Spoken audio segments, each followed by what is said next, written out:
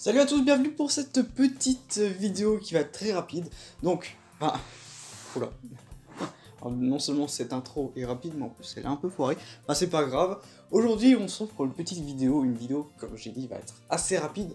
Pourquoi? Parce que déjà, il n'y aura pas de gameplay, voilà. Ce sera plus des explications sur les missions hebdomadaires.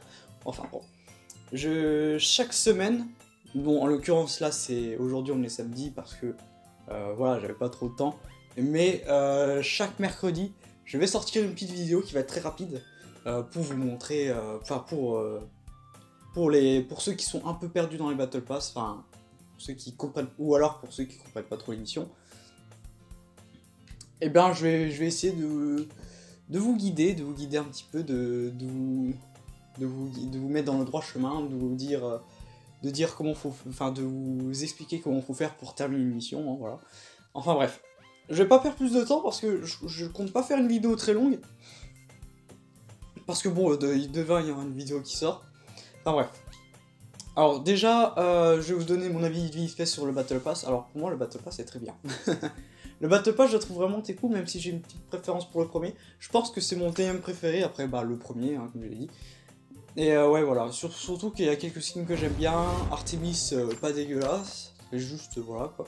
Ada, j'adore le skin d'Ada, ça me fait penser un petit peu à celui de, comment ça s'appelle, de Giro, celui de la Saint-Patrick. Fate, je la trouve vraiment pas mal, Fate un petit peu astronaute et tout. Il y a le KO Effect qui est pas mal, il y a Onyx qui, malgré j'aime pas le perso, le skin, j'avoue qu'il est très beau. Et le skin d'Orion qui est tout simplement magnifique. Et pour les cycles d'Orion, bon, comme vous vous en doutez, les cycles d'Orion ont été modifiés, je vous invite à le voir dans le mode entraînement, si vous voulez voir les cycles, tout simplement.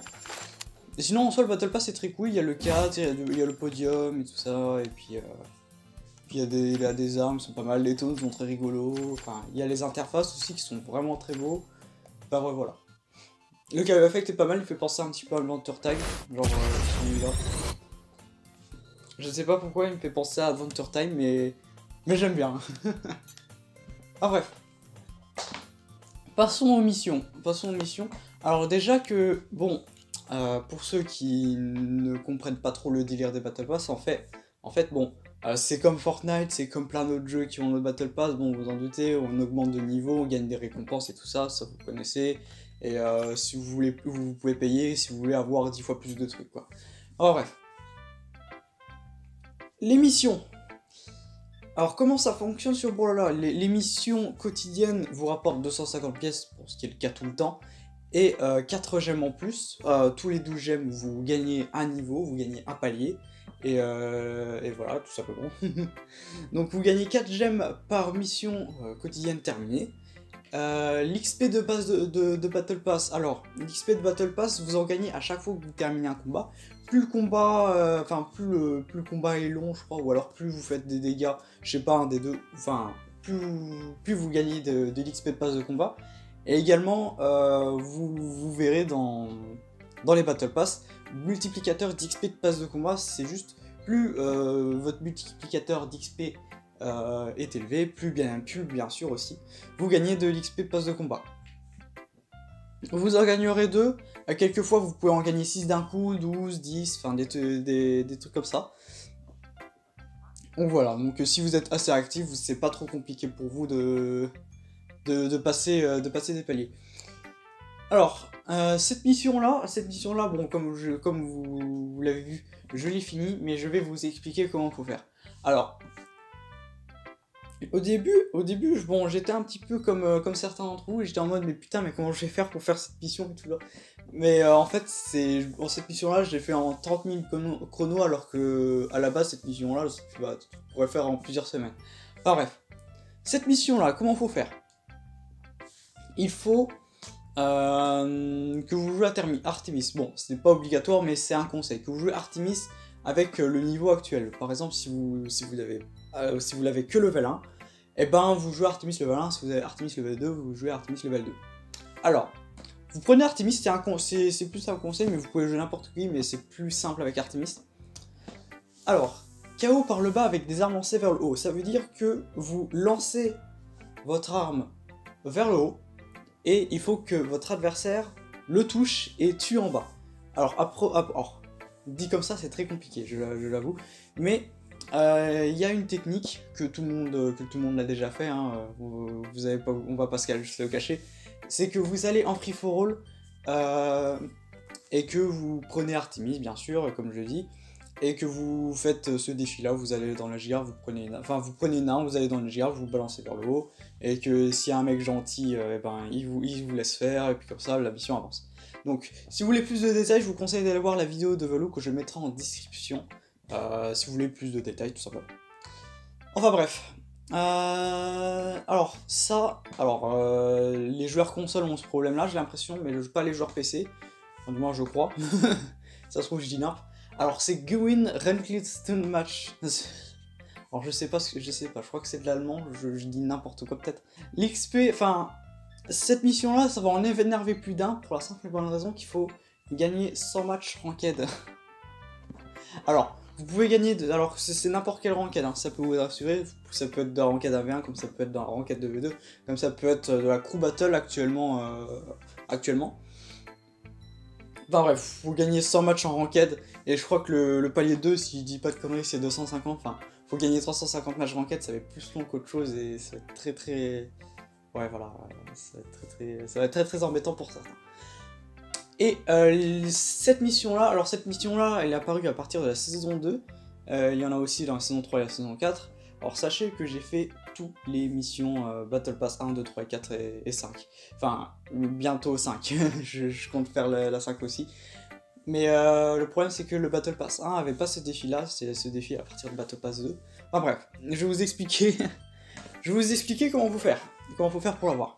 Il faut que vous terminez toutes les missions hebdomadaires, absolument toutes les missions hebdomadaires, plus à obtenir tous les paliers du pass. Tous les paliers du pass, pardon. Donc, si vous obtenez tous les paliers du pass et que vous terminez toutes les missions hebdomadaires, vous obtiendrez cet avatar de couronne. Donc voilà, il faut juste terminer toutes les missions hebdomadaires, plus faire tous les paliers. Alors, passons maintenant aux missions hebdomadaires. Lancer 5 attaques spéciales en une partie, alors ne tombez pas trop dans le piège parce que c'est pas lancer 5 attaques spéciales en une partie, c'est toucher votre ennemi avec 5 attaques spéciales différentes en une seule partie, voilà, en quelque sorte. Si vous réussissez à caler 5 SIG ou attaques spéciales pour les débutants sur votre adversaire, et ben vous gagnez un point, comme vous voyez là, j'ai déjà fait une fois, et bien il faut faire ça 6 fois. Voilà. Donc vous faire ça 6 fois, vous gagnez 4 gemmes. On dit pas non. On dit pas non, bah moi quoi qu'il en soit, je vais faire tous les défis personnellement. Alors, dégâts d'attaque puissante à l'épée, ça veut dire de faire des dégâts avec des SIG à l'épée, des dégâts avec des attaques fortes à l'épée si vous préférez. KO avec faux, bah tout simplement faire des KO avec faux, hein, faut pas chercher plus loin. Et dégâts d'attaque légère au lance-fusée, faut faire des dégâts avec des light ou des air au lance-fusée.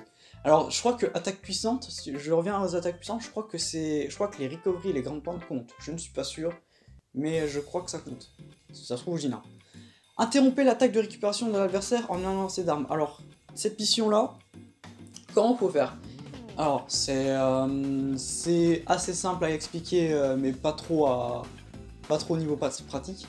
Alors, je vais vous expliquer en gros ce que c'est. Vous lancez votre arme, et il faut que l'adversaire fasse votre recovery pile au moment où vous lancez votre arme. Ce qui fait que l'adversaire aura la recovery cassée. Vous aurez un petit indicateur de, je sais pas, avec un bling ou un truc comme ça, avec un petit bruit.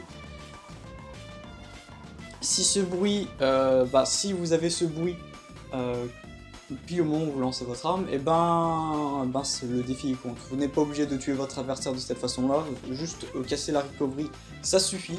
Je crois qu'il faut faire ça, combien de fois, je sais plus, il faut faire ça combien de fois. Non, quoi qu'il en soit, c'est marqué. C'est marqué si vous n'avez pas terminé le défi, du moins. Remporter des parties avec avantage domicile. Alors ça, c'est le défi... qui m'a un peu... Enfin, j'ai pris du temps avant de comprendre ce défi, mais en fait, c'est pas si compliqué. C'est juste... Il faut que vous preniez tel perso et que vous gagnez de combats sur de telles maps. Par exemple, si vous jouez Ada et que vous êtes sur Miami Dome et que vous gagnez le match, et ben vous avez un point. Pareil si vous avez Scarlet, Small Enigma, pardon, et que vous gagnez également un point. Ou alors Sidra sur Shipwreck's Fall ou un truc comme ça. Enfin la map avec le pirate, le bateau cassé au fond là. Si vous gagnez dans ces conditions là, et ben vous gagnez un point aussi. Enfin bref, c'est pas si compliqué que ça. Faut juste, c'est juste vous gagnez des matchs sur de telles personnes sur de telles maps, c'est quoi. Pareil, je vous ai dit quelques exemples. Enfin, gagner des revanches. Gagner des revanches, alors ça pareil, ça c'est le défi qui va en énerver plus d'un.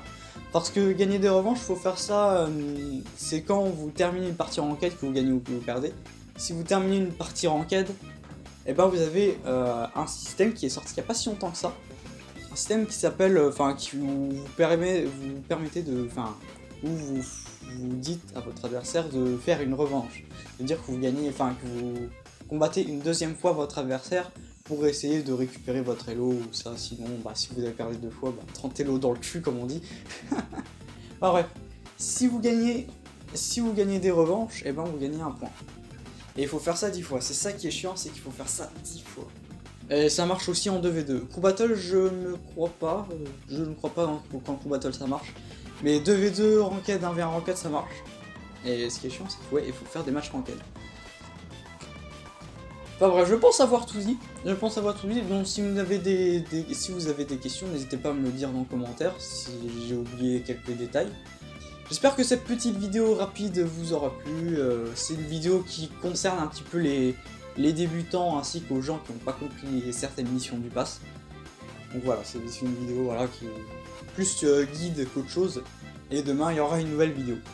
Donc, j'espère que cette petite vidéo vous aura plu. N'hésitez pas à partager, commenter, abonner, partager, liker. Sur ce, moi je vous dis à demain pour une nouvelle vidéo. Allez, salut!